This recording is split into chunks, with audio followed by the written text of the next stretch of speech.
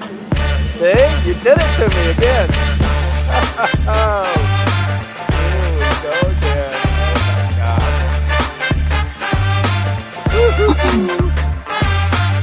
Here it goes.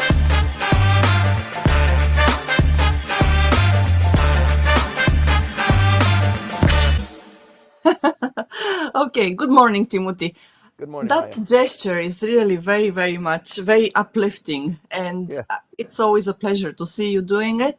So, and good morning to everybody who is with us right now in Clubhouse. Hiroko-san, good morning. And to everybody who is joining us as soon as the live stream goes to LinkedIn and YouTube as well. We're on Facebook as well. So thank you very much for being with us, Timothy, this morning. Once again, reporting from Katsuyama. Is that Reporting from the backseat of my car in Katsuyama. It is so cold here, and I just don't have, I have not fixed Wi-Fi reception on the good ship Grimm's, so I have to come like maybe 800 meters away so that I can get into Wi-Fi distance and at least be in an enclosed cocoon where I'm not exposed to the elements. It's drizzling a little bit here, but you know what to complain about? I'm on the good ship Grimm's. right? Okay, and And tomorrow's a national holiday. tomorrow is a national holiday, so if you stay on your good ship Grimm's, then you will be able to wake up and not think about presenting to us. That is, Ooh, what a sigh of relief. I'm gonna miss that. I have no doubt. And to everybody who is joining us just now, this is Japanese Politics One-on-One, the 205th episode in a row. We haven't missed a week, we haven't missed an episode, so it's a pleasure once again to welcome you this morning on January the 12th. Timothy, now it is over to you. Please let us know what we're going to hear about from you today. Thank you very much, Maya. Today is Coming of Age Day, or actually tomorrow is Coming of Age Day, a national holiday. This is our 205th episode, Maya, as you said. In 3 more episodes, we've been 4 solid years, not missing a Sunday. So that really is a testament to the terror that you inflict on those who On work with you. you. Mhm. Yes. Particularly on you. Yes. So the dollar closed at 157.69 dollars to the yen. So it is staying in a range. It is not at 160. 160 seems to be a flashpoint for the Japanese government, and I'm going to talk a little bit about what's going on with the yen and potential intervention once again by the Japanese government. The expo starts in less than 4 months. It kicks off on April 14th. It's a big deal for Osaka, as you know, and it's a very big deal for Ishin no Kai, the Osaka renovation party, probably the second, well, it is the second largest opposition party, the third largest political party in Japan. So what goes on in Osaka really has a big impact on political dynamics here. So it's something that we watch. The flu, we reported on the flu. It's not quite an epidemic. It is reaching something like that. It is increased throughout all 47 prefectures more than 3 times compared to last week. So last week we reported on it because it was something of an alarm. 43 prefectures have actually moved into what is a worrying level, not an epidemic or something like that. 1,838 schools have closed. That means 120 and 1,200 elementary schools, 391 middle schools, and 135 high schools have closed as a consequence of this flu season. Former Prime Minister Suga says that he wants the Japanese and the United States to be much more closely bonded together militarily, economically. He was in Washington, D.C., speaking with former Ambassador Bill Hagerty. As you know, Bill Hagerty was appointed as ambassador to Japan in his first term. He spent a very little time here because the confirmation process took so long in Trump 1, and then he came and then he left somewhat abruptly after about 2 years here. He was a a very effective ambassador, went to the United States. He's from Tennessee. He ran for U.S. Senate, and now he's a senator. So Mr. Suga going to the United States and speaking with Mr. Haggerty is something of note, and also the messages that he brought in light of the eclipsing Trump administration, which is starting in less than 3 weeks. At the same time, the Prime Minister has been in Malaysia. He was in Indonesia on Thursday, Friday, and yesterday he was in Malaysia. He returns today, and he has been pursuing economic, defense, and regional cooperation. It's a pretty big deal. He attended a couple of summits there and met with heads of state, as obviously he should. The parliament starts in 2 weeks' time. It starts on a Friday. The emperor will open the diet in 15 days. No, in less than 2 weeks. So it'd be in 10 days. The emperor will come in and open the diet on a Friday. They'll close it for the weekend, brush them off, dust things off, and then get started on Monday. So it's a pretty big deal. But we have a little bit of time where the prime minister will be trying to pull some rabbits out of a hat before this tumultuous 150-day diet session begins. Secretary of State Blinken visited Tokyo on Tuesday. He was coming back from a trip to South Korea to support South Korea, to support the relationship between South Korea and Japan. He was joined with Jake Sullivan, the National Security Advisor. This was a pretty awkward or difficult trip, you've got to imagine, for Secretary Blinken, because number one, President Joe Biden canceled the U.S. steel purchase by Nippon Steel on Friday. And so on Saturday, Blinken and his entourage leaves for South Korea. He arrives in South Korea on Sunday. On Monday, he heads to Japan and meets with the secretary, the chief cabinet secretary, and the prime minister here. It's got to be awkward for him to do that. But he was joined by Jake Sullivan, which is also pretty important. Jake Sullivan is the National Security Advisor, and this is, of course, the last hurrah for the Blinken and Jake Sullivan and the Biden administration to make this kind of a important final tour. They met with the Chief Cabinet Secretary Hayashi and with Foreign Minister Iwaya. So that was a pretty big deal. And as I said, Nippon Steel and U.S. Steel have joined together to file a suit against the U.S. government for blocking the $15 billion deal, and they filed that lawsuit on Monday. So there are other things that I want to get into, but that's just the tip of the iceberg, Maya. We can get into some of the better details, and then the real meat of this Japanese Politics one-on-one briefing, where we open the floor up and people can ask their questions, and we can attempt to respond to them. But this is a big community. We're really so honored that we have such a wide audience of Japan hands. So I don't know all the answers, and if I don't, usually I say I don't. I try not to make stuff up. But there are a lot of people that can also chime in on issues that come up that are important to you. So please go ahead. If you have a question, file it to Maya one way or the other. And let's have a really great session today, as we always do. Maya? As we always do, yes. Thank you very much. And to everybody who is watching either on LinkedIn or on YouTube, or if you're listening in Clubhouse, you can leave your comments and your questions there so that I can read them out to Timothy once we go into the Q&A part of this episode. And in the meantime, I want to say thank you to our first a very important sponsor, that is Kanagawa Chuo Jutaku, or as you can find them online, kanchu.com. Kanchu is based in Yokohama and offers bilingual services to both Japanese and foreign expatriates. And they also do property management and investment property. So if you want to work with them, please reach out to James Howell. He is on LinkedIn, and you can also connect with him at james@kanachu.com. Well, do not hesitate to reach out.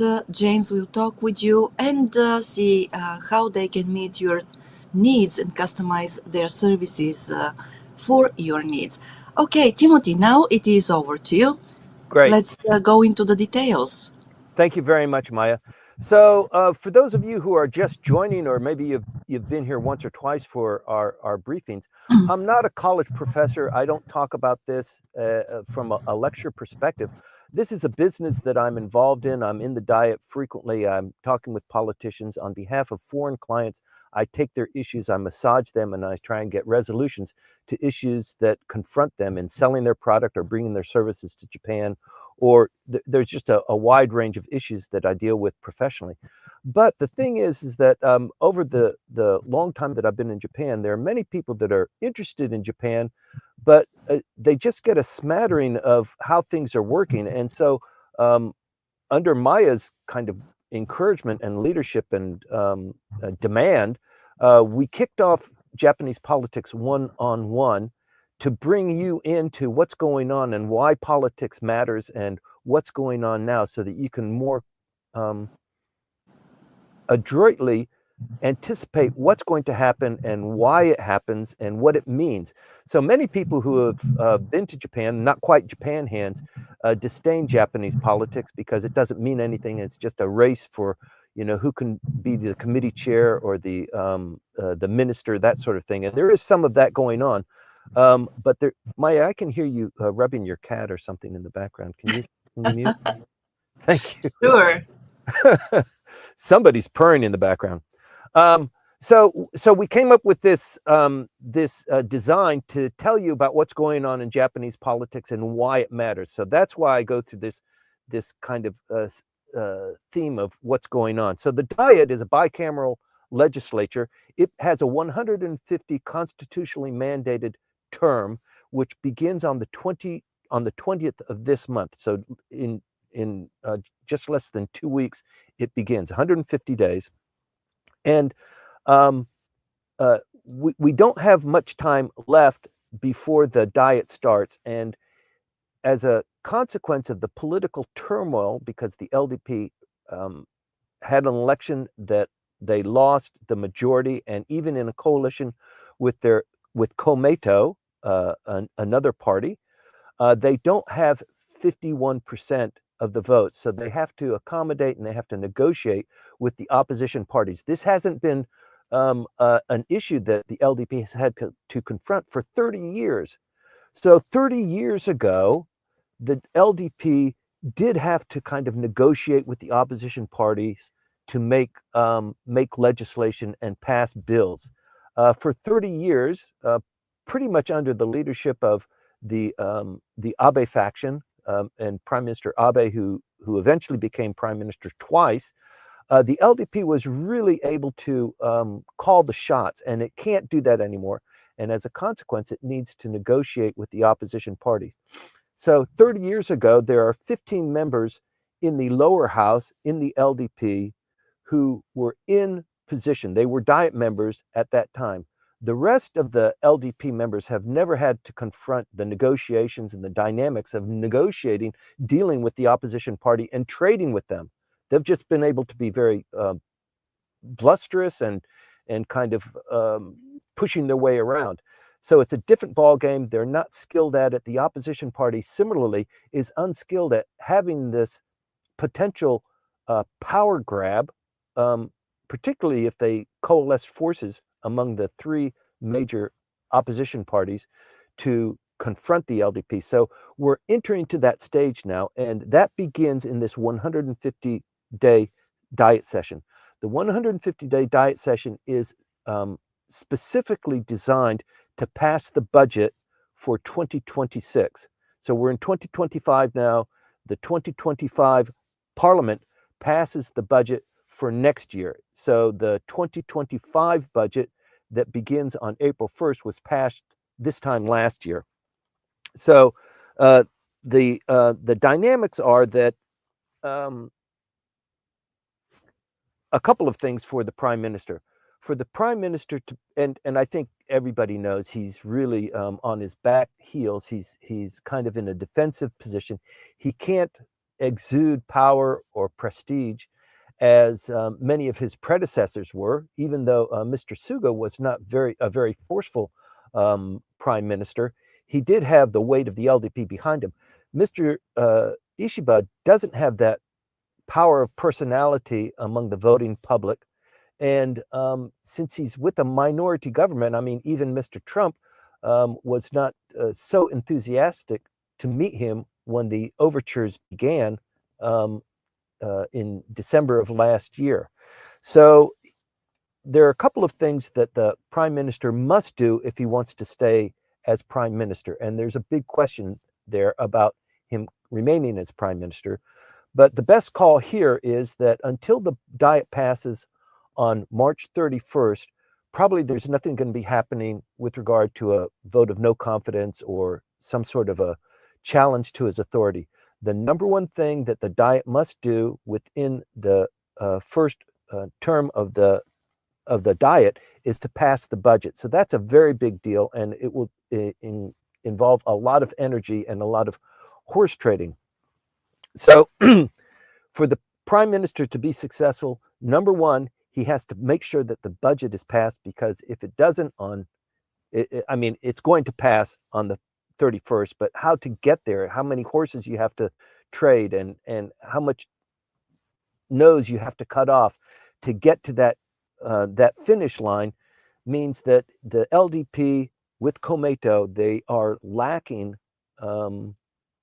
at this point last week 13 votes to be 51%. There are two members of the diet that joined the LDP this week. This is new news.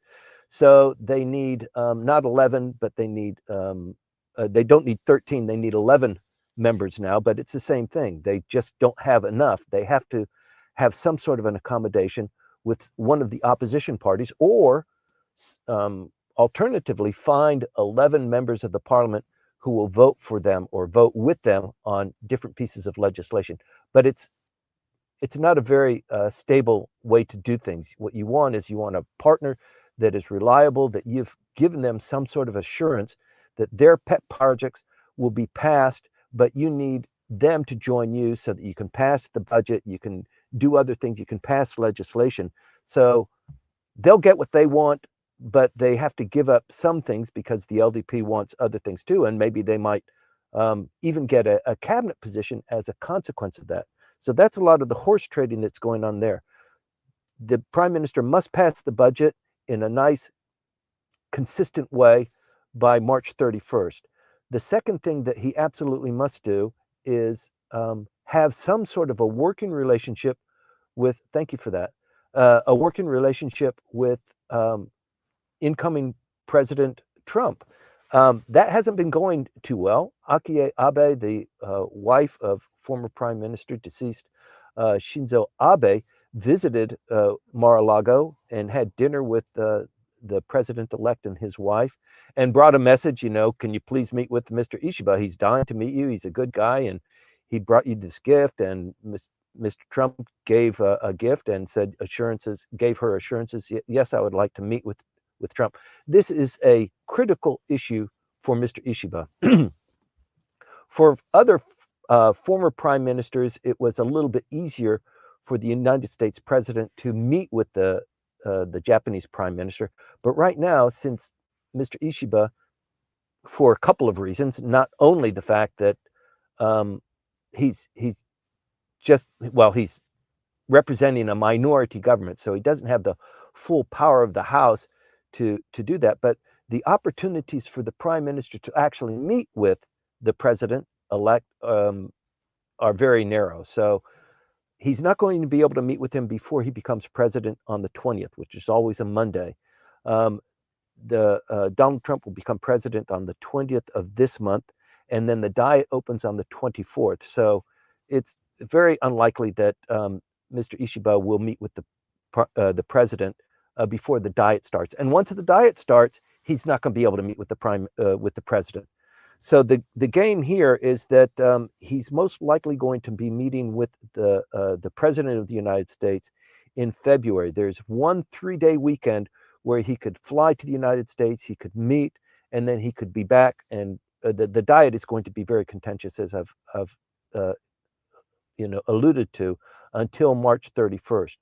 Once March 31st passes, then the gloves come off. We don't have to be nice. We don't have to be kissy face. And then the real fight will begin.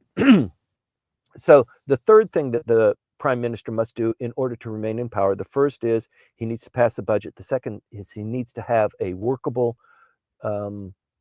viable, robust relationship with the president of the United States, either directly or through his ambassador. But he hasn't done any of that yet. It hasn't been established, except for what the foreign ministry is doing, and they're working overnight to achieve that. And the third thing that he needs to do is he needs to make some sort of an accommodation with one of the opposition parties.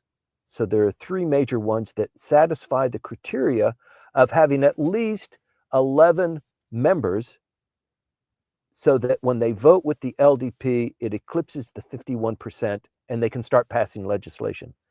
And if there was an opposition party that said, yes, we're with you on whatever you guys say, as long as we got a cabinet position, the bills that you propose, we will vote for you.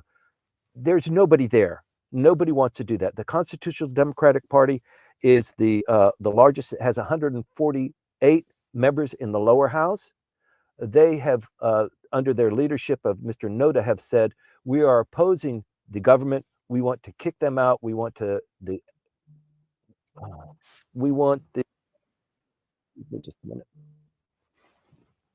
We want the opposition parties to combine. Let's kick the bums out, kick out Komeito too, and form a unified government so that we can run the country. We can pass budget, and we can do things. The LDP, they're just money in politics, as we saw this last year with the financial scandals.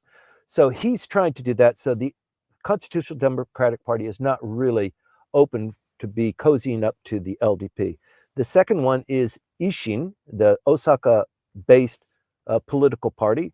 They just had an election. They because they lost about 5 members in the last election, rather than gaining at the LDP expense. So their party president, Mr. Baba, resigned as party leader, and they had an election, and the governor of Osaka became the party leader of Ishin. So Ishin is on a mission, and under the new leadership, there is some thought of cozying up to the LDP and distancing themselves from the other opposition parties, which makes everybody else pissed off at them, their other opposition partners. But like I said, the expo, the Osaka Expo, begins on April 11th, and that is just after the budget passes. So Ishin might be tempted to join the LDP if the LDP agrees to release funds to make things a lot better, so that the several million people who will be visiting the Osaka Expo for the 6-month term that it runs, Ishin's flag rises, their appreciation. There's going to be lots of news about the Expo, millions of foreign visitors. And as a consequence of a successfully run Expo, Ishin in the next election will do extremely well. The third potential party is the Democratic Party for the People. And if you follow Japanese politics, you'll know that their leader, Mr. Tamaki, helped them secure 250% better standing in the Diet than they had when they went into the election.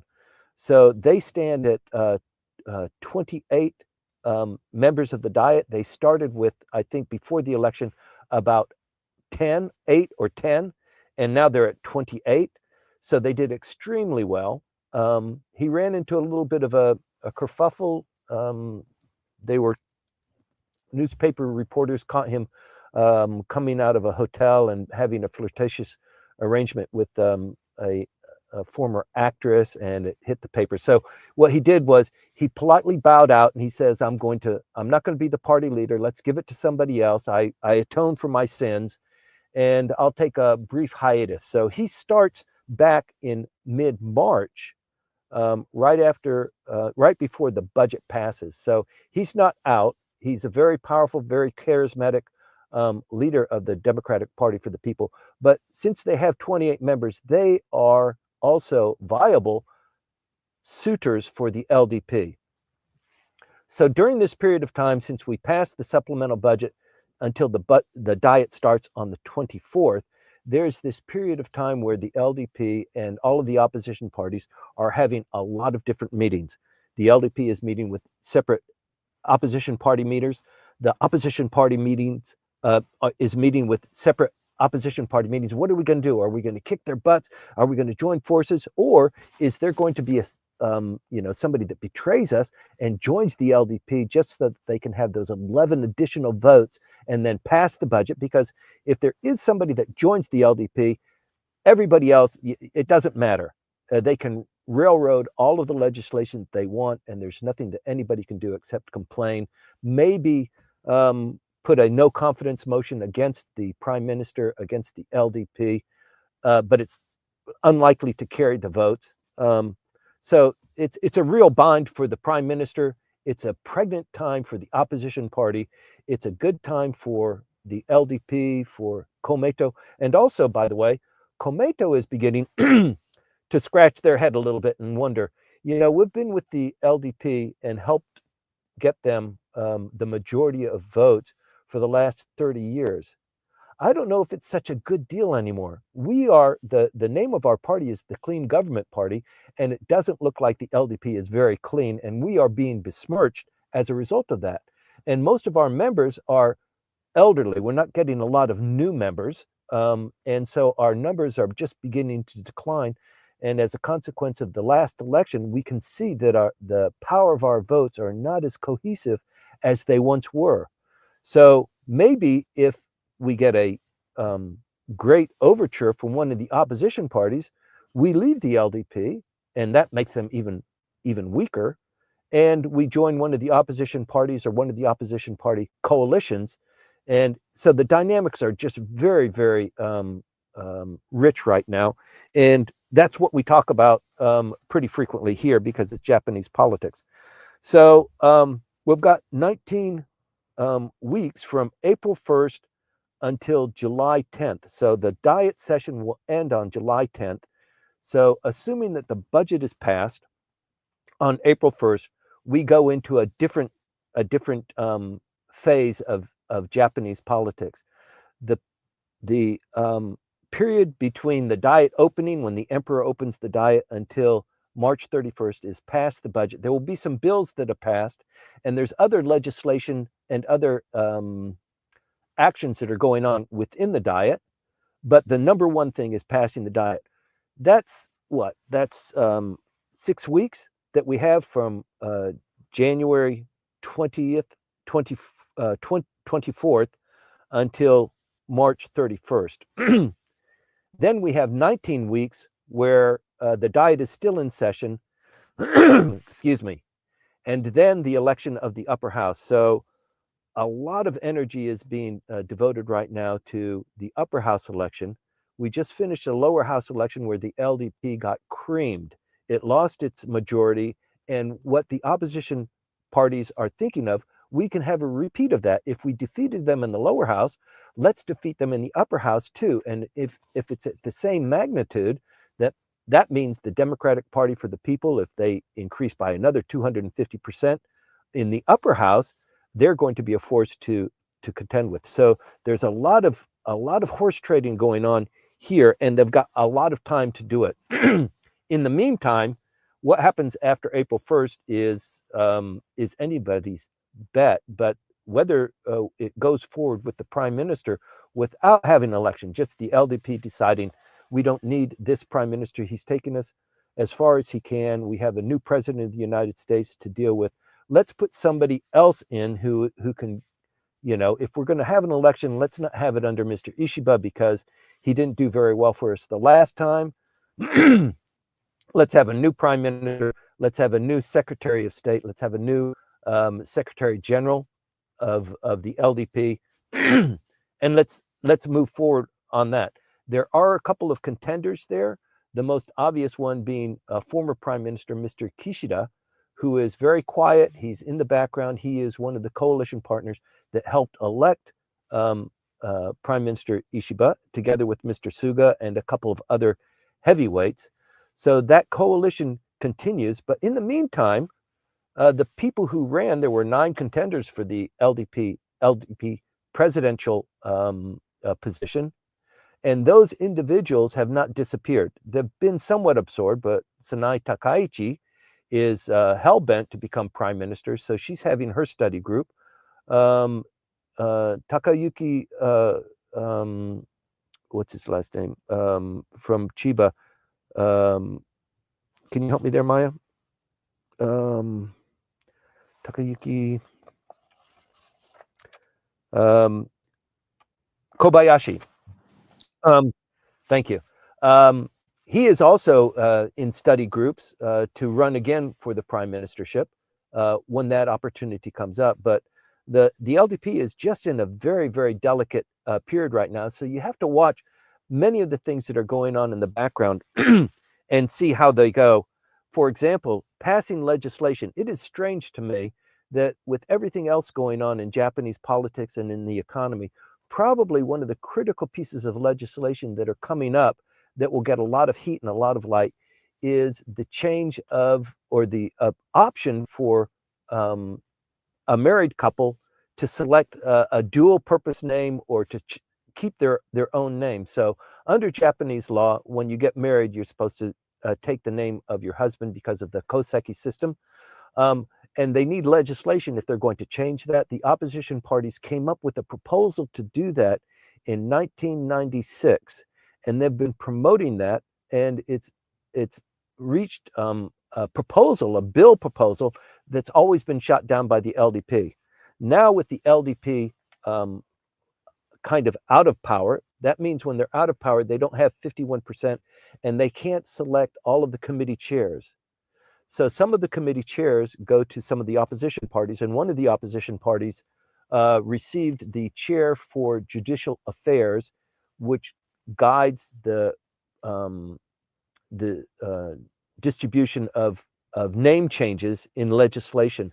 And the opposition parties, all 3 of them, have combined under the leadership in this committee of the Constitutional and Democratic Party member of the Diet to push this forward. So it's kind of like a test case.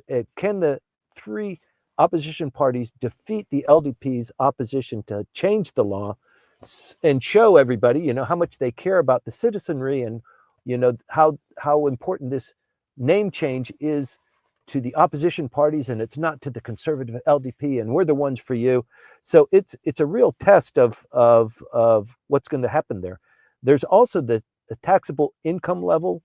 We've talked about this endlessly. It was one of the issues that the LDP negotiated with the Democratic Party for the People. The Democratic Party for the People committed in their election strategy, we're going to go non-taxable income from 1,000,003 per year is non-taxable. We're going to push that up to 1.73 non-taxable. This is our policy pledge. Vote for us and we'll make it happen. And they won enormously. So they're pushing very hard on the LDP. When they passed the supplemental budget, the LDP said, well, we can't go 1.78, but we'll go 1.23 just to, and promise that we'll try and do better when the diet starts. So that's where it stands right now. So that is the pet issue for the Democratic Party for the People. Will the LDP succumb to that and bring the Democratic Party for the People into the LDP fold is a major question. That's one piece of legislation. And the other piece of legislation, also hanging over from this supplemental budget horse trading, is the Ishin no Kai, the renovation party based out of Osaka. Their pet issue is free education up to high school for all Japanese kids. And for the Japanese for the LDP to accept that and say, okay, free education for all Japanese kids. Now will you vote with us? Isshin no Kai is probably open to that opportunity, especially if there are benefits to having or making sure that the expo is successfully run. That tees up the Isshin no Kai nicely for a June or July election for the upper house, which is coming up. So the LDP has gone through this and thought about, who do we choose? Do we choose the Democratic Party for the People? Do we choose Isshin? Which one do we cozy up to more? We just need 11, but let's go for broke. They did an analysis on how much each of those options cost. If the LDP agrees to the tax-free income level, that will cost the Japanese government, let me see, about a trillion, 8 trillion yen. And and if they agree to the Isshin no Kai's demand for free education, that's going to cost the Japanese government in taxable revenue 600 billion yen. So if you just look at it economically, Isshin's opportunity to have free education is a better deal for the LDP. If that all they have to agree to is that number, and then they get the 11 votes, then they can go through the budget, and they can go through other legislation until the diet closes on June 10th. And by the way, they did decide that June 10th would be the last day of the parliament, the 150 day. And kissed up to the end of the diet, there is every 3 years a vote for the upper house. 50% of the upper house must run for its 6-year term. And according to the Constitution, that term, that 6-year term for members of the upper house, it ends on July 28th. So the election campaign for upper house members is 12 days. So that means if the diet ends on July 10th and they start the election there, it's got 12 days election campaigning that starts, and there are so few weekends where they can have a vote between July 10th and June 10th and July 28th, where it falls on a Sunday, 12 days campaigning. And the thinking here is the LDP and the prime minister has already threatened the opposition parties. If you guys don't accommodate the LDP so that we can get legislation, we're not fighting, and the public is mad with everybody, they're just disgusted with Japanese politics, I'm going to close down the house and we'll have a double election. And that double election would be at the same time that the upper house is going to happen sometime in June or July. It depends on when the Diet Affairs decides to hold the election for the upper house. So there's a lot in the air, but within the confines of that, there's plenty that we can talk about and make assessments of. The other thing that's in the background is, when will Mr. Ishiba meet with the President of the United States before the diet gets too far gone? And there's only one weekend where he can potentially do that. But similarly, Mr. Suga is in Washington, D.C. talking with Bill Haggerty.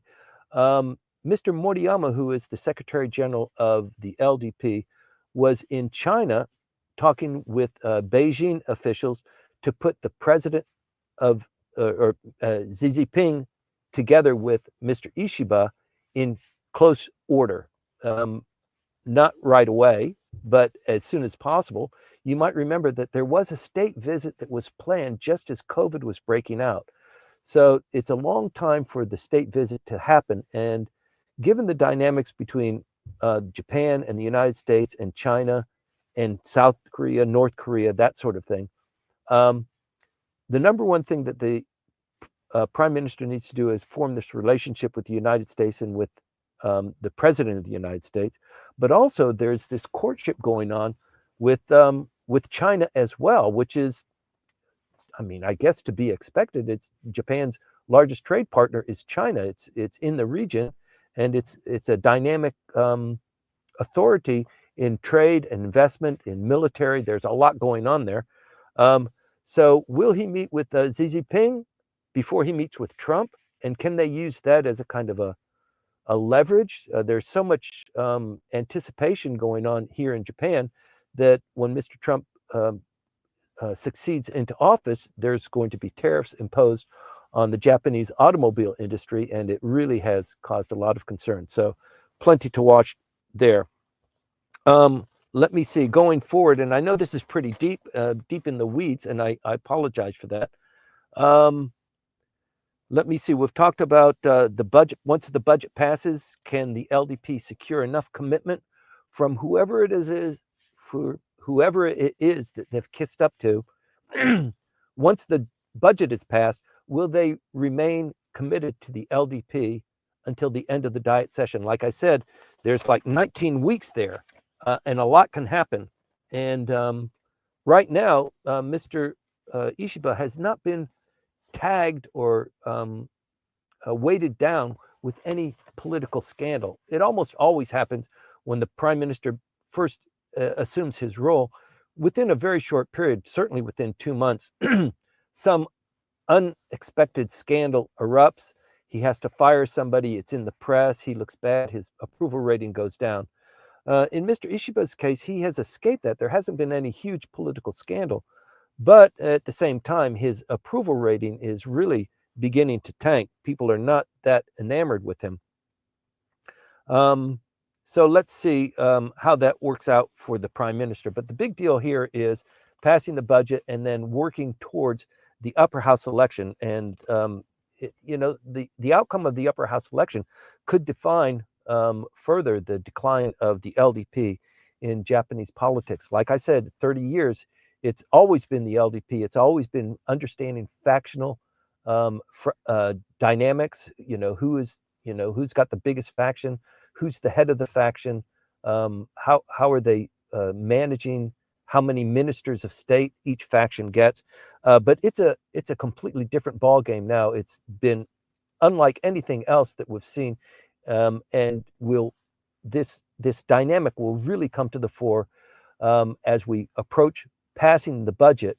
But then after the budget, it'll even be much more volatile. With regard to the Japanese economy, household spending has fallen again in November. Those are the numbers that just came out. It's the fourth month in the row that it's had a significant decline. It declined 0.4% compared to November last year. The Bank of Japan is chasing this 2% inflation target. They have missed that for 30 consecutive months. So the Bank of Japan, under the leadership of Mr. Ueda, has been trying desperately to calm inflation and to bring it down to 2%. He has been unsuccessful there. In light of the fact that wages have increased, the actual buying power of Japanese consumers has decreased, because although they're getting salary wages, enormous salary wages comparative to other years, and it's always almost a spring wage offensive where April 1st is the fiscal start of the year, so new salaries, bonuses are pretty much decided by then. But even though Japanese workers have seen the largest increase in their salaries in the last 2 years, the onslaught of inflation has completely eaten that up, and they're in a worse position than they were in years past, even though they are getting more money in the meantime. This has a big impact all over, and the Bank of Japan has a policy decision it must make on January 24th, the same day that the Diet opens. The Bank of Japan has its regularly scheduled policy briefing where they talk about the inflation and about money and that sort of thing. So he has to become public about that and talking about releasing more money into the economy, or an interest rate increase or decrease is going to have an impact on the the economy at that pregnant time, just when they're opening the diet. So many analysts are saying he's probably just going to sit on his hands and wait for another month because the Japanese economy is at such a delicate period of uncertainty. And when you talk about the economy, you can't avoid talking about the yen. So the yen is kind of striving for, you can see the dynamics. We report on it every week. It's today I reported it's 157.69, approaching 160. 160 is a kind of a psychological barrier. Usually when you hit or approach 160, the Japanese government gets really upset about that and starts intervening in the yen market. And they've done this in 2024, last year. They've intervened 4 times to the tune of 100 billion US dollars. That's going into the market. They're propping the yen up. They're purchasing yen so that the value goes higher. It's not purchasing something, it's purchasing yen to inflate the value of the yen. So as the yen continues to decrease and approach that 160 point, they could let it slide, but there is a fear that they would intervene in the markets. They're not supposed to do that. People have wagged their fingers at the Japanese economists. Don't do that when you have your budget. Don't supplement your budget with debt, but they already did. In the proposal offered by the cabinet at the close of last year was more than 25% was going to be supported by debt. That means selling bonds in order to pay for everything. And with the yen approaching 160, that means that this 5-year plan for military spending of 2% of GDP, now the yen is at a weaker point, so they have to spend more money to accommodate that promise of having 2% of GDP. And the way that the Japanese are increasing defense spending is they're buying it from overseas. So they have to typically pay in US dollars. That means converting yen to dollars and then purchasing military equipment. So it's a big catch-22 that the Japanese government is in. Wednesday, the yen closed out at 158.55, and it's 157 on Friday. So it's somewhat volatile, and it's something that you need to keep your eye out on. Japan also, moving on to other things, Japan also named a new national security advisor. This is a 4th national security advisor that the Japanese government has appointed under the foreign ministry. A new fellow he's not a new fellow, he's been in the foreign ministry. He's actually vice foreign minister. Masataka Okano will assume that role on the same day as the President of the United States takes office. His counterpart would be Jake Sullivan, who was just in town with Secretary of State Blinken on Monday and Tuesday. He didn't meet with him. He was actually in China with Mr. Moriyama doing the China thing. And his official role will change on the 20th so that he will accommodate his counterpart, Mike Waltz, who will be the national security advisor in the Trump administration. So, so you can see there's a lot of dynamics that are shifting as a consequence of who's going to be president of the United States. And there's a lot of anticipation. There's a lot of trepidation, maybe among the foreign ministry, the economists, and the leadership of Japan on how to deal with that. And many people are saying, Mr. Ishiba, you need to stop eating onigiri and polish yourself up and go meet the prime minister. You've got to get that behind you, because otherwise that dynamic in your leadership is going to diminish your possibility of being a successful prime minister. And we can get into this in the Q&A. I know a lot of people are wondering about what's going on with Konotaro and Sanai Takaichi, who's on top now, and if there was an election today, we can get into that. But the other thing that's going on, there are a couple of worrying things that are going on. A Chinese cargo ship, it's a Chinese-owned cargo ship, was dragging its anchor, scraping the bottom in northern Taiwan waters, and snagged a telecommunications cable and damaged it. This of course, this happens from time to time.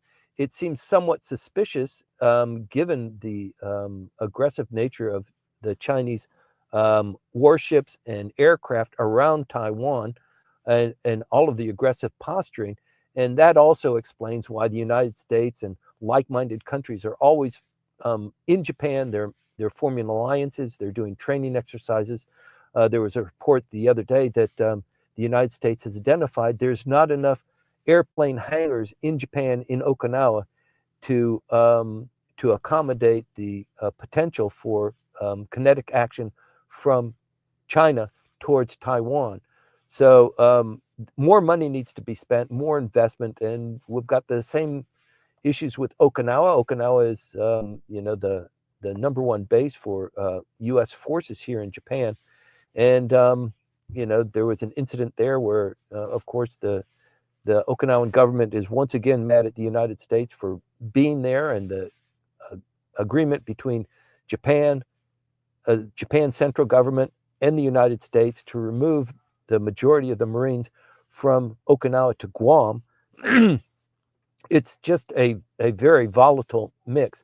But in any event, the Chinese are denying that they had anything to do. It was just an accident, and sorry about your sea cable. But these kinds of things are really, they put you ill at ease. The Chinese have done a similar thing in Sweden twice, I think in late last year. Two Chinese flagged carriers cut cables in Sweden. So it is a kind of modus operandi that they've noticed. And then in the meantime, the cyber attacks from China with regard to Taiwan, just Taiwan, have increased double what they were last year. And you might be amazed to know that the increase was from 1.2 million cyber attacks per day to 2.4 million cyber attacks per day from China to Taiwan, hitting telecommunications, defense, and transport. So they are really under the gun, and it's, gosh, it's just something to keep your eye out on. I've gone on a little bit long. I just wanted to say that Rahm Emanuel, ambassador of the United States, has departed the country. I think there was some goodbye parties towards the end of the year and Christmas. I thought he had already left the country and cleaned out the ambassador's residence. Apparently not. With the arrival of Mr. Blinken and Mr. Sullivan just this week, he was here to kind of introduce them and smooth things over, and he was in the meetings as well. But I think right now he is formally out of the ambassadorship. He will be replaced presumably by George Glass, who was appointed by Donald Trump to become the next ambassador to Japan. Mr. Glass was Mr. Trump's choice as ambassador to Portugal in his first term. And he was also a contender to become ambassador to Japan. For some reason, I don't understand the dynamics, Bill Haggerty became prime minister, ambassador, and George Glass got Portugal. And now it's George Glass's turn to come to Japan. So I don't have enough good information on Mr. Glass. We hope to be meeting with him. And of course, it requires Senate confirmation, but I think Mr. Glass, already having been an ambassador, will probably slide through Senate confirmation, become the next ambassador to Japan. On Monday, I'm gonna wrap this up, Maya. On Monday, the North Koreans launched 2 hypersonic medium-range ballistic missiles. This is a big deal. The hypersonic stuff is, there's really no defense for it. It's not that they fly so fast, but they are extremely maneuverable. They fly at 12 times the speed of sound, and these missiles that were tested by North Korea have a range of about 932 miles. But because they fly and they dodge and they maneuver, they don't reach their full range. But even saying that, they can reach all of Okinawa, they can reach all of Japan, they can reach Guam. for these hypersonic missiles. So it's very, very worrying that and they were launched on Monday, the time when Mr. Blinken is coming to Japan to have his discussions there. And he had just been in South Korea to kind of support the South Korean government and the relationship between South Korea, Japan, and the United States. So it's just a very tense period. And then finally, as the diet begins to come into focus, the ethics committee in the upper house and the ethics committee in the lower house is still going to pursue the members of the diet who took money in the slush fund and put it in their pocket and didn't report it, didn't pay any taxes on it. So they're going to continue that. Right now, the big race is on who ordered what Mr. Abe ordered. This process had been in place for about 20 years, where the LDP would be collecting money and distributing it to certain members of the LDP according to their factions, according to their popularity, according to a lot of things. They were putting money into their pockets. And this was discovered. But before it was discovered, Mr. Abe, when he was prime minister before his assassination, he said, we need to put a stop to this. I'm getting a little bird in my ear that this thing is going to blow up. We need to stop it. And it was completely stopped. He was assassinated 2 months later. And within 6 weeks, somebody within the LDP or somebody within the Abe faction, in fact, decided, that little deal that we had, we should reinitiate that. That was such a sweet deal. And I really made some promises on, the new car and the house and stuff like that. I think we need to reinitiate that. So not only is the upper house ethics committee and the lower house as well, but particularly the upper house, because of the election that's coming up, very, very interested in airing this laundry so all of the people, all the voters can see what scoundrels these guys are. But they're also looking for, number one, who is Mr. Big? Who is the guy that actually made that decision? And it might have been a collection of 2 or 3 individuals. Nobody wants to talk about it. And now with the budget committee under the chairmanship of a Constitutional Democratic Party leader, it's not the LDP. The LDP has always held this committee chair position, but this committee chair has the ability, uniquely among all of the committees inside the Diet, to call the prime minister himself and ask him to testify, actually order him to testify. So they're looking for who Mr. Big is, who is the politician who designed to go back into what Mr. Abe put a stop to. And so that would potentially end the career of whoever is indicated there. But also within the upper house, there are about 20 members of the LDP who were implicated in this scandal who are going up for election. There are many others who are in the LDP who weren't implicated, but losing 25 because they have been lambasted and publicly pilloried for the 19 weeks between the time the budget is passed until the beginning of the upper house election. That would be a pretty big loss of face for the LDP.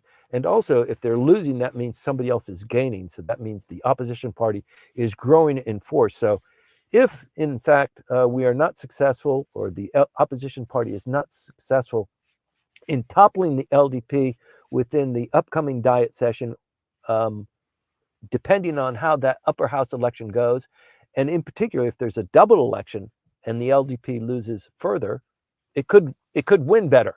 It could do better too. I think the vectors are not very positive in that direction. So there's a lot of anticipation and a lot of horse trading, a lot of tea being drunk, and other things being drunk among the opposition parties, the LDP, and there's a lot of consternation going on. Anyway, I apologize for going so deeply into the weeds. We can get into it a little bit better. I can explain myself, or you can jump in and ask for, or maybe contribute to the conversation in the Q&A period. But thank you very much for giving me this opportunity to talk about what's going on in Japanese politics. Maya? Thank you, Timothy. Wow, that was really a deep dive, and I appreciate it, especially after we had a couple of shorter sessions because of appointments soon after the end of the That's session. right. right? Yes. Yeah. Okay. Last week was the Red Brick Warehouse event. It was, yes, it was. All right. So thank you very much. Before we continue with the questions that we have accumulated on the three different platforms, I want to say thank you to our other very special sponsor, that is Houze Inc. So you can find them on online as well. And if you want to work with them, please connect with Hana Urushizawa Howell on LinkedIn. You can also reach out to hana@kanachu.com because she represents our other sponsor as well.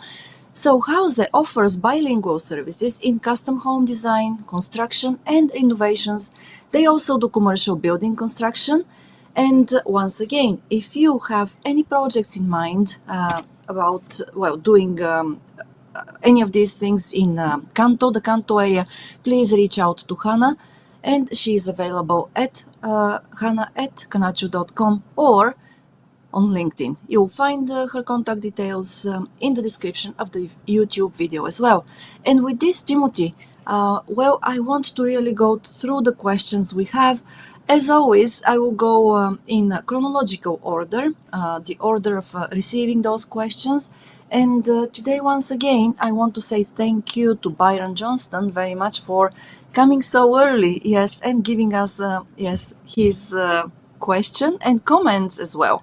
So, are you ready, Timothy? No, but go ahead. No. Okay. I think that you mostly covered his question, but just in case, I would read it out. I will read it out to you, and then if you have any other thoughts in addition to what you mentioned earlier, what you talked about, please go ahead and Okay. share them with us. Okay, Byron says, as you have been a participant in the diet staff, on the diet staff, and an observer of Japanese politics for decades, would you concur that it has reached an inflection point? The LDP is no longer omniscient and certainly not all powerful. Multi-party politics and the potential for multiplicity of coalitions that may achieve a majority appear here to stay. Would you comment on this, please? Yes, thank you very much, Byron. We are at an inflection point, but it's not totally in a vacuum. The LDP wants to get back on track, and it will do whatever it needs to get back there. So it is rare for a Japanese prime minister to succeed himself or to have two consecutive terms. Mr. Abe did that, and when he did that, Mr. Kishida was his foreign minister. So he was the longest serving foreign minister as a consequence of that. He knows Japanese politics. He knows the power of the position. He oversaw the destruction of the factional system, and then he resigned and turned it over just recently, less than 6 months ago. And I think he is still in the wings. And I think when the LDP wants to come back, they have to come back very strong. And I think that we can anticipate that happening. On the other hand, you've got the opposition parties, and there are many people, a lot of people who have been watching Japan for a long time, like you, Byron. You're just saying, I just wish the opposition would get their act together, if they could just coalesce, if they could not fight so much, if they could actually pretend like they could run a government, right? So they haven't had the opportunity to. They would be very unskilled at it, very not very smooth at it, but give it a shot. Why do you always allow the LDP to take the reins of power? You know, make it at least a two-party where they're fighting one against the other. But the opposition party is again, it's fractured. The Constitutional Democratic Party, the Democratic Party for the People, Ishin. But I think the conversation right now among the opposition parties is in these election districts where we run several candidates. You run your candidate, I run mine. Let's not do that. I'm going to let you run your candidate, and you'll go head to head with an LDP member, and you won't be distracted. The voters won't be distracted by having two or three of the Communist Party person, that sort of thing. You know, in the run for mayor of Tokyo, we had what, 30, 35 contenders. Yeah, more than So that. Yeah. yes, so they're trying to come up with a plan that they're not going to get defeated by defeating themselves. So it is an inflection point. They haven't had that kind of conversation. They've had a smattering of it with some successes, mostly failures in the past. But I think the impetus now is for them to come together, go ahead and divide up the election districts so that at least we're secure in getting these, and head we go fight with the LDP and we beat them. Yeah, it could be a huge opportunity for the opposition to take charge. Then you have the government that is formed after that, which is a coalition of opposition parties. So be careful what you wish for. But yeah, I think and even Komeito is having its own second thoughts too. So it is a very strange dynamic, and we are in completely new waters now. Right. Well, thank you for this. And we move on to the next questions. So the first one after Byron's question came from Hiroko-san, and it is about internal politics and Mr. Ishiba's approval rate. So Good. if Prime Minister Ishiba's approval rating continues to drop, what can we expect to happen? Is one of these things that we can expect dissolving the lower house? Okay. You don't need to dissolve the lower house to change prime ministers. Okay. So what would potentially happen is that the LDP, the guys in the smoke-filled room, maybe 5 or 6 of them would get together and they'd say, look, we got to get rid of him. It's just not working. So go ahead and give him a call and have him come in. So Mr. Ishiba comes in and they say, look, it's just not working out. Why don't you resign as prime minister? And he probably would. Since it's a parliamentary democracy, the prime minister is not elected by all of the voters. It's internal politics that decides who's the prime minister. And in this situation, with the LDP as the government, the president of the LDP is their candidate to become prime minister.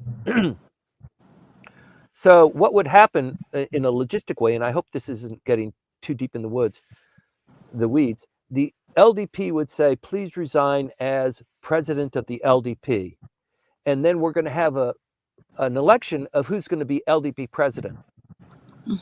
And they would have an election like we just went through, maybe 9 people, but probably a lot of the same names would run for president of the LDP. They would select who that president is. And then in short order, the prime minister would resign as prime minister.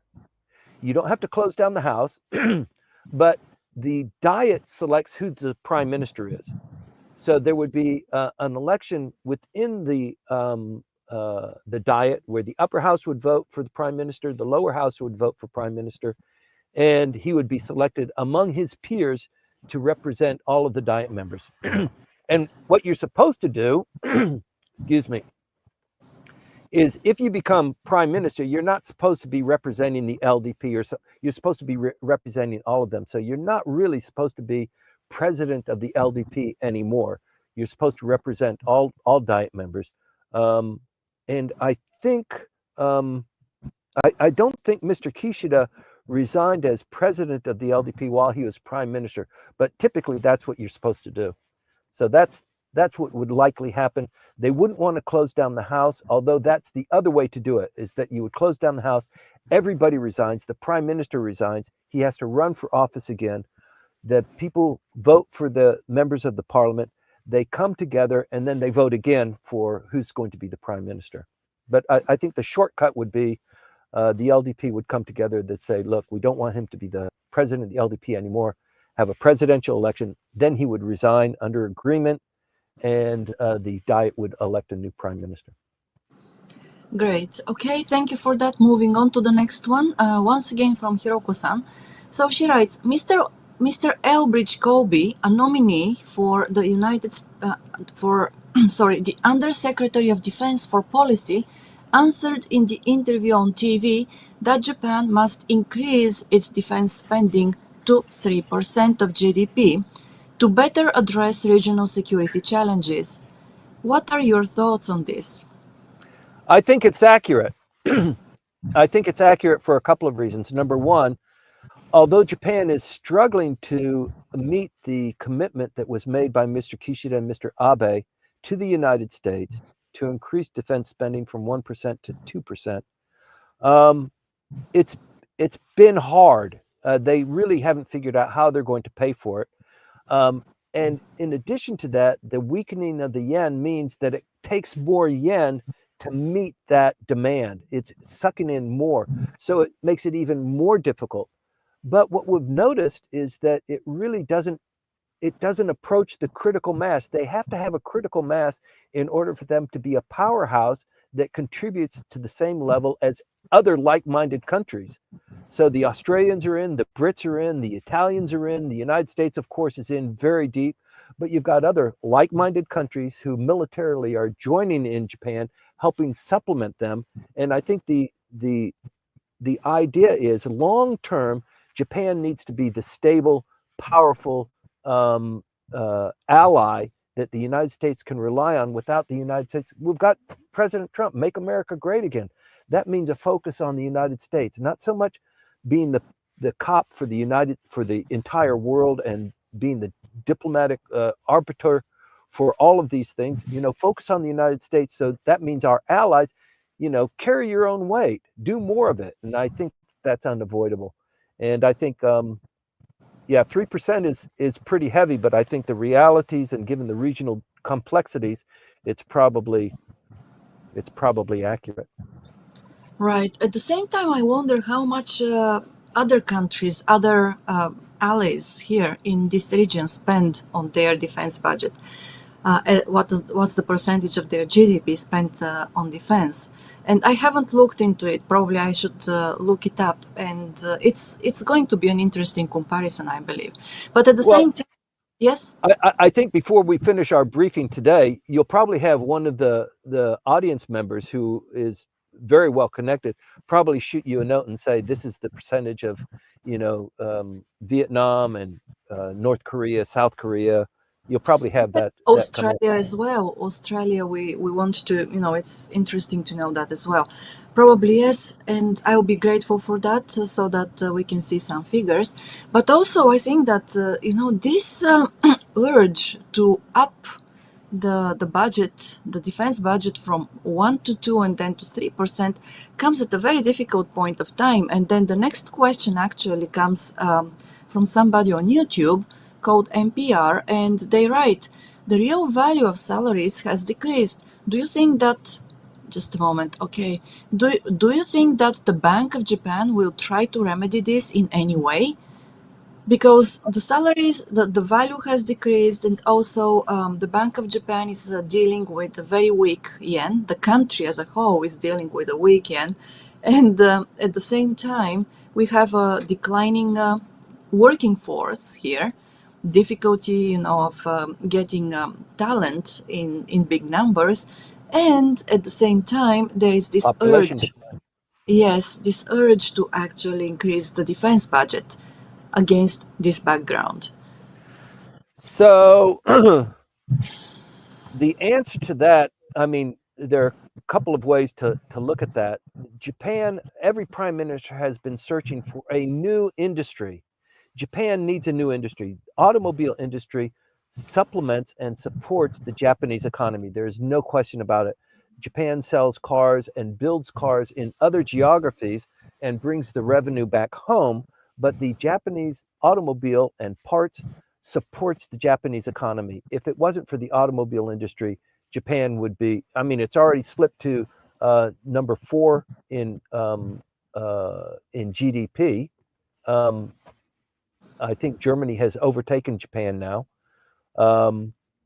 But they're looking for another industry, something that would replicate the vitality that is provided by the automobile industry. So that's why this military industrial complex, it's kind of rumbling under the surface. You don't hear much about it. We talk about it, but you don't hear much about it in the press. But Japan is really hell bent on producing defense equipment, not offense equipment, because under the Constitution they can't, but to implement technology and reliability and having that, that quality that Japan is famous for in defense equipment. So they're trying to build that, and I don't know, it might take a couple of decades to really engage that, but they're searching for it. The other industries that they're focusing on is chips and high tech capacity. We've got Rapidus in Hokkaido, and we've got TSMC in southern Japan. So really, the industry, they want to capture that on the high end, the chips for AI and that sort of thing. But the Japanese economy has been in the doldrums for 30 years. They don't know how to get out of it. And it's just, with the declining population, they need something. They need to pull something enormous so that the Japanese economy, in light of the declining population, still stays at some parity. And as the numbers report, even though the people are getting more money per month in wages, their purchasing power parity has declined. So yes, the Bank of Japan is very much involved and engaged, and one could say blamed for that. And that's why Mr. Ueda, he always looks like he has a constipation or something, because he's in a very, very difficult situation. And a lot of the anticipation is placed on him. What are you going to do about inflation? You said 2%, and you never hit 2%. Even your predecessor didn't hit 2%. So what are you going to do about it? And yeah, it's tough. So when he speaks on the 24th, it's highly anticipated because he only makes these kind of public, the Bank of Japan only makes these public briefings towards the end of every month. Right. Okay. Thank you for that. And I just googled up, some statistics. We don't have percentages, but it looks like that in terms of amount spent on defense, Japan is number 10 in the world. And well, in this region, it comes only after India. Otherwise, it is the biggest spender on defense in the region of Asia Pacific. Yeah, This I is what. think if the self-defense forces were considered an army, I think that they would probably be the fifth largest or the sixth largest army in the world. So that's a little bit different than what their budget Right. is. But Yeah, yeah, they do spend a lot on it. they do. Okay, thank you for that. And from Manabe-san, we have a comment, and I think that it came when you were talking about the supersonic missile. So Manabe-san wrote that we should check some risk reports of the top 10 analytic companies in the world, such like Eurasia Group, the PwC, PHP institution, and so on. And probably we should do that, yes. But thank you very much for listening, Manabe-san, and for. I don't catch the drift of that. Is it? It's Oh, just a no, comment no. that. It's just a comment, yes. It's just a comment that it may be helpful to check those risk evaluation reports. Oh, I see. In terms of how high the risk is of Mhm. Japan, North Korea, and some sort of kinetic action happening over China. I guess that's Okay. the yes. Okay. Thank you for that comment, Manabe-san. And we've got a comment from Gabor. So something very sweet. Good morning and very stylish, giving the briefing from the back seat of your Rolls Royce, Timothy, because you usually say jalopy or or jalopy. But well, yes. Thank you, Gabor. Thank you for acknowledging that. So And many people name their cars, right? yes. I mean, when you're in high school, you had a car, or maybe your All first car right. that Yes. you fell in love with. So a car like this is not something that you own and you trade after 3 or 4 years. This is a 30-year-old car, so it has a name, and it has a personality, and it has idiosyncrasies that I must tolerate and deal with. But it's a great car, and I really love it. But the name of the car is the Jalopy. So thanks for remembering that. All right. So let me have a look at what is in Clubhouse as well. We've got Thanks, Gabor. yes, and thank you for that. And Cam, thank you very much for your comment there. That now, Ambassador Glass will have will have room and also time to shape the new era. And Graham Lambert. So Graham says, I disagree. The Japanese have led for many years in automobile manufacture and technology. Why should they follow the West or China into the dead end of technology? So I guess that this comment comes as a reflection, as of what you mentioned, what you talked about the Japanese automotive industry a little bit Yeah. earlier. Yes, So, and so I don't mean to imply that they're looking for an industry to replace the automobile industry. In fact, they're looking for an industry that would replicate and add on to. So they did try other industries. They tried the airplane industry. They tried passenger airplanes, passenger jets, seaplanes. They've tried these to see if it as a test market, it's a product that they could sell internationally and make an industry out of. It didn't quite work, and it's not as robust. A defense industry complex does do that.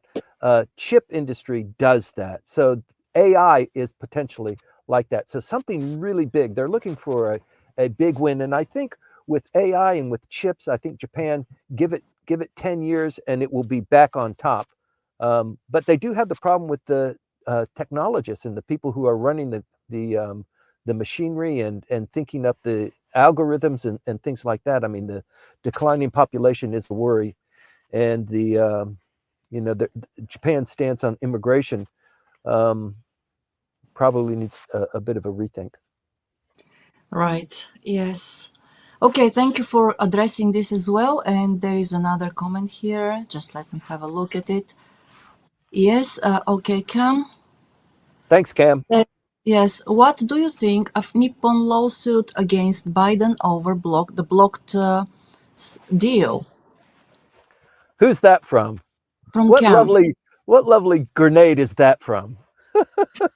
That's from Cam.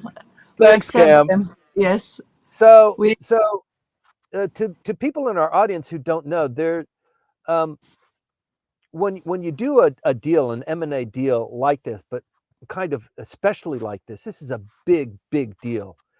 And getting decision markers to go, no go, it happens throughout the entire process. Everybody was agreed that this is what would happen. They've had lobbyists that have been working on the Biden administration. If this thing were to come up and it was presented to the president, what do you think the president would do? What do you think he would say? Maybe even there's been discussions um, previous to that. Yes, I think I would be in favor of it, that sort of thing. So it's go, go, go.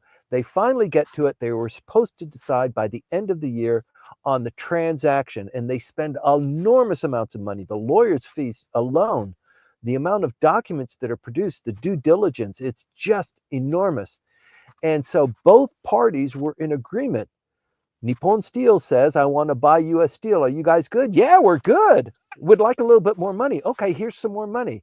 Okay, the union doesn't like it, so they want some benefits too. Will you do the benefits? Yeah, I guess we'll do the benefit. So they've done all of that, and they're ready to present it, and they're going to close the deal. And out of left field, the federal government or Mr. Biden jumps in. He said, "No, I don't think so. I don't think that's going to work." So it's not Nippon Steel that is suing the U.S. government for infringing on their rights. It's both of them joining together and saying, what the hell? You violated the Constitution. This is free trade. And you've also insulted our best trading partner, Japan, by declining this. This is good for the United States. It's good for Japan. Why would you deny the amount of money that the stockholders would get and the infusion of technology and the guarantees that these workers have, these trade union workers, these steel trade workers have a guarantee for employment, for technology, for that sort of thing? What in the hell? So yeah, there are a lot of people that are really mad about that. Yes, indeed. And Cam posted a comment. I still believe it's not the idea, but the approach that was the problem. Yes. Yeah. And So we've had a couple of questions that have come up. I love these questions. Hey, Langley, what do you think? What do you think the lobbyists did? Did the lobbyists make mistake? And as a lobbyist yourself, what would you advise? Who knows? I mean, it's so complex, but you've got to imagine that the lobbyists had their ducks in a row and they were schmoozing up with the right people and they were getting the go sign. And so they've got a lot of egg on their face too. But that deal not going through, a lot of people are damaged as a result of that. A lot of people on K Street. Still so. Yes. Thank you very much. And then we've got a comment, probably a question from Diana Green on YouTube. I wonder if Japan could step into a new era of innovation, a third way of energy beyond fossil and renewables. After all, the Japanese developed the Shinkansen. So, yeah. Any Okay, thoughts on Timothy? that's a great observation. And you see Elon Musk strutting his stuff and creating all of this energy and making this money and being so innovative. He is a man of our times. It's very rare for an individual like that to show up. And the Japanese are going, why can't we have somebody like that? You know, you're absolutely right. They want, they aspire to have some trigger, something from the heavens that falls on them, and they had this new technology breakthrough, and now they can start making money and be back and buy, the Empire State Building again, be back on track where Japan is, in the gold rush. So a lot of people are hopeful for that, but it's just the energy and the way things are structured, the education system there. I mean, a lot of people have lots of criticisms about why Japan doesn't do that, but it still can happen. And, the United States is just fortunate that they have Elon Musk, and they generate in that kind of environment, the United States environment, the culture there. Elon Musk isn't even wasn't an American. I think he might have changed his citizenship. I don't know by now. But still, the United States has that ability to bring those kinds of thought leaders forward, and Japan kind of doesn't. It's hoping for that to spring out of just the people that are born here and the way the economy is run. So the United States has its certain features, and Japan has its certain really good features. The Japanese government, the bureaucracy is very stable. The elite run the government, so there's not a whole lot of volatility. But when you're on a pace, the pace kind of begins to continue. And if you're on an upswing, then it's pretty good guarantee that it will continue that way too. So yeah, I think there's just a lot of consternation there. The Japanese and the prime minister and people in the finance ministry and in the foreign ministry, everybody's wishing for that. Is it Son with SoftBank? Is it one of these unicorns? How do we generate more unicorns? So a lot of people are scratching their head about that. Right. Okay. Yeah, they are. And they are actually looking for ways to get that. I believe that at some point they will find the right recipe. It may be a little bit down the road, but they will eventually, because whatever the Japanese decide to do, they do it eventually. I'm optimistic too. We don't know where it's going to come, probably from left field, but yeah, it's a great economy to contribute to. Yes, indeed. And in response to your apologies for going too deep and too long, so we've got this sweet message from Hiroko-san. Thank you again for another great session with full of information and insights. Take care, everyone. Don't catch a flu, especially influenza, as Tamiflu is out of order. And be careful. Have a beautiful Sunday. So thank you very much, Hiroko-san, and to everybody else. Also, and that you don't have to apologize. Sorry, you don't have to apologize for going deeper. We all appreciate your insights and comments. Thank you very much for that as well. And with this, it looks like we have gone through the questions and comments for today, Timothy. I know that you have sweated, tons of water and everything. Well, the Okay, and great thing is typically we finish on Sunday, what, around 10 o'clock? Is it yes, around 10 around o'clock. around Yes. 10 o'clock? And then I go back and I continue to either work on the boat or maybe actually launch the boat and strangely go sailing or something like that. Mm, But today it's cold. I probably won't take off. It's going to be cold in Tokyo tonight, maybe snow. But tomorrow's a day off, so who knows what tomorrow brings. But for those of you who don't know, sailing is a year-round pastime in Japan, except for the 2 typhoon seasons. So it's a great environment for this kind of right. pursuit. Yes, it is indeed. And then one last comment in response to the comments about energy from Graham Lambert, once again in Clubhouse. He says, personally, I consider energy the new frontier where Japan could and will show its Yeah. determination and advancements in future change if it has the will to do so. P.S. I drive a Hilux. Oh, nice. Okay. That's good. But I think the energy one is a good one. You know, small compact nuclear reactors or hydrogen reactors. They're making great inroads there with new energy, not using nuclear, but some of the other exotic materials. And if you could have a compact energy source that would run a factory or maybe even a city, you could make those and sell them like pancakes. So I think that there's, yes, that very definitely they could make a breakthrough there in the sciences and engineering division. And yes, boy, wouldn't that be a great thing to have the energy problem solved? Yeah, very much so. Okay, so thank you very much to everybody indeed who stayed with us and who has been with us throughout the years, maybe for part of them. And please remember that we're here every Sunday morning at 8:20 Tokyo time. But these sessions are also recorded and they are available after we close the live stream. They're available on YouTube and also they're LinkedIn, available in Clubhouse as well. So if you miss one or two of them or three, you can always, just go back a little bit later and listen the parts of them which are interesting to you. And in the meantime, of Or the course, synopsis. or the synopsis as well. So the synopsis is published usually in the middle of the week, sometimes Thursday or Friday on LinkedIn. Or if you want to get it right into your email box, if you prefer to read rather than listen, you can subscribe to Langley Squire's newsletter. It is entirely free of charge and it goes out once a week, very seldom twice a week. So we're not going to litter your email box with junk mail. And Okay. actually, the subscribers get the synopsis a little bit earlier. So fresh Yes. out of the box, we load the Mm. subscribers first, and then get to LinkedIn and where else do we distribute it on the webpage? Yes, the website as well.